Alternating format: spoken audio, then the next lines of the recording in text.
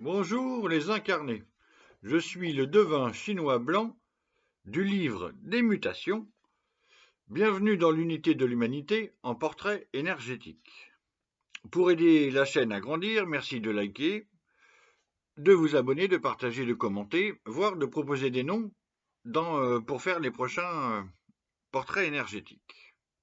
Aujourd'hui, nous allons parler de l'énergie 25 Innocence et de Lara Fabian. L'énergie 25 Innocence est composée en bas du tonnerre et en haut du ciel. La réunion de ces deux éléments produit l'image « Sous le ciel, le tonnerre circule et agit ». On va y revenir. En chinois, cette énergie 25 de l'innocence s'écrit avec deux idéogrammes, Wu Wang.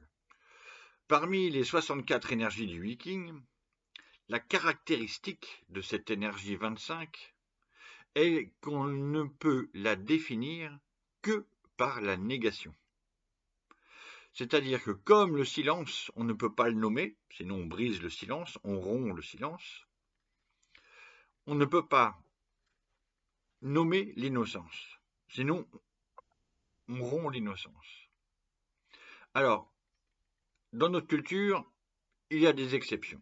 Moi, je suis capable de vous parler de l'énergie de l'innocence en toute innocence.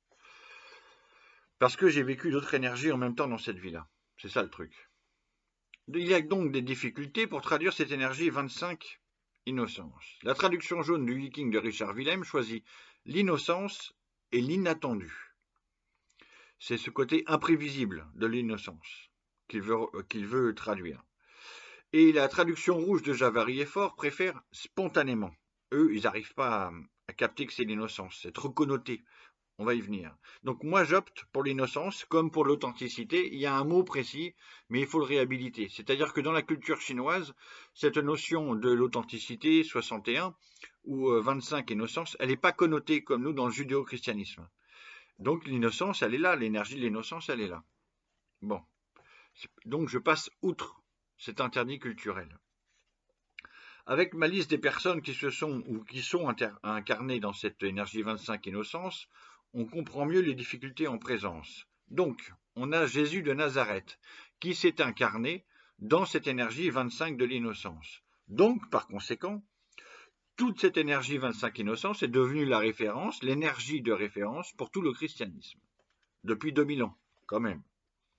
Bon, après, qu'est-ce qui s'est passé? C'est une autre histoire. Mais lui, il s'est incarné dans cette énergie-là. Bon. Avec Léonard de Vinci, on a encore un cas particulier parce qu'on a un immense génie. Bon, on a un génie qui a réussi à peindre et à représenter cette énergie qui est non représentable par définition. C'est ça le mystère incroyable de la Joconde au Louvre et son sourire. C'est que c'est tellement énigmatique, il a réussi à peindre l'innocence, ce qui n'est pas possible. Bon.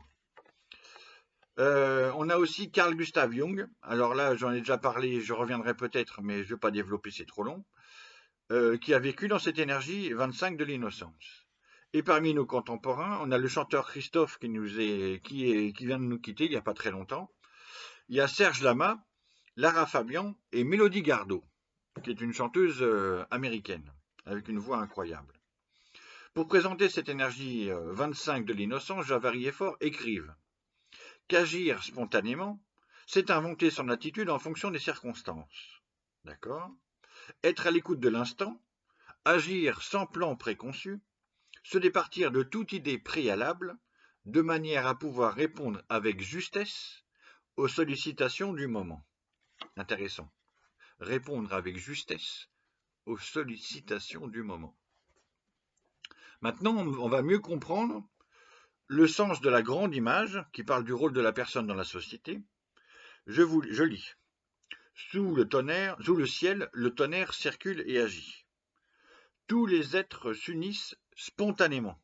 Moi, j'aurais préféré avec innocence. Les anciens rois, ainsi, fleurissant par adéquation au moment, élevaient les 10 000 êtres. Fin de citation. On va y revenir. Sur YouTube, il y a beaucoup de personnes, professionnelles et amateurs, qui s'amusent à se filmer en train de découvrir un chanteur, une chanteuse, une chanson, etc. Et sur YouTube, pour Lara Fabian, qui est quand même une star, avec, je sais pas, plus de 20 millions d'albums vendus, je sais pas combien, un peu pas assez connu, par exemple, sur le continent américain. Il y a 3 chansons sur YouTube qui reviennent, enregistrées, qui reviennent le plus souvent. Ok, j'ai regardé ça moi-même pour découvrir d'autres facettes de Lara. Et donc une des 3 chansons, c'est son concert où le public la devance pour lui chanter son plus gros tube, Je t'aime. C'est son public sur scène qui lui chante son Je t'aime. Et elle est interloquée comme ça, surprise. Elle laisse faire, elle accompagne, elle laisse faire, elle accompagne. C'est un moment magique. Alors, et ça reprend exactement ce que je viens de vous lire dans la grande image.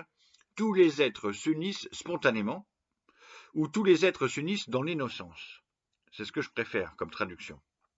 Et c'est donc un moment magique où où sont très rares les personnes qui commentent ce moment, ce passage enregistré, qui prononcent, qui comprennent que c'est l'innocence, l'énergie de l'innocence donc qu'on est en train de voir dans son concert, quand le public lui répond. C'est ça, cette énergie-là. Alors, mettre un mot là-dessus, c'est difficile. J'ai trouvé qu'une personne sur les réseaux qui a mis le mot juste là-dessus. 2. Son duo avec Johnny Hallyday au Stade de France pour interpréter le Requiem pour un fou. Oh, que je t'aime. Un fou d'amour.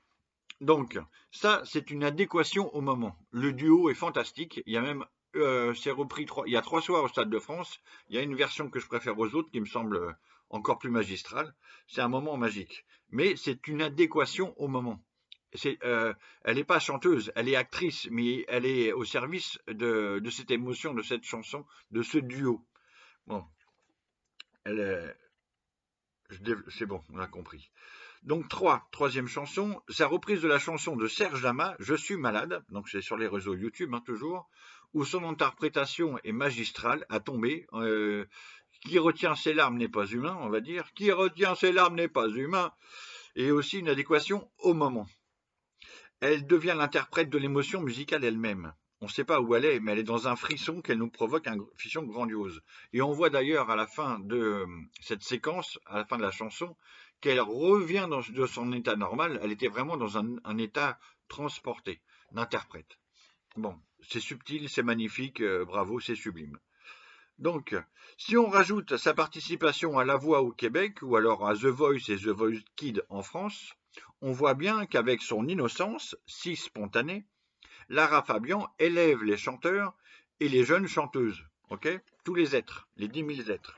Elle aide à grandir, ok? Et elle a pour l'idée aussi de fonder une école, etc. Je ne sais pas si ça va se faire, mais c'est dans cet esprit-là. C'est son rôle, ok? L'étude de la 10e aile nous fait aussi redescendre de ce beau nuage. Alors, l'étude de la 10e aile, elle propose une traduction de l'énergie, donc la innocence, mais à travers un autre prisme. Et là, ça traduit par désastre. Alors, désastre pour le Christ, c'est sa crucifixion. Bon, ça c'est clair et net. Il n'y a pas de... Désastre pour Serge Lama, il y a eu un accident de la route qu'il a laissé, je ne sais plus, longtemps au lit, je ne sais plus si c'est 2 ans sans bouger dans le paddock. Terrible. Désastre pour Mélodie Gardot, parce qu'elle a eu aussi, elle, un accident qui lui a fait mal. Bon, je ne développe pas. Désastre pour Lara Fabian, il y en a eu plusieurs, notamment elle a perdu sa voix suite à une électrocution sur scène. Elle s'est pris un coup d'électrocution, pas électrique, mais un retour de son trop puissant. Poum! C'est pareil. Alors, je conclus par un petit quatrain divinatoire. 25, tonnerre Lara, ciel Fabian. L'innocence chante l'amour spontanément. Du désastre en adéquation au moment. Belle, élève l'être dans l'instant surgissant. Merci et à demain.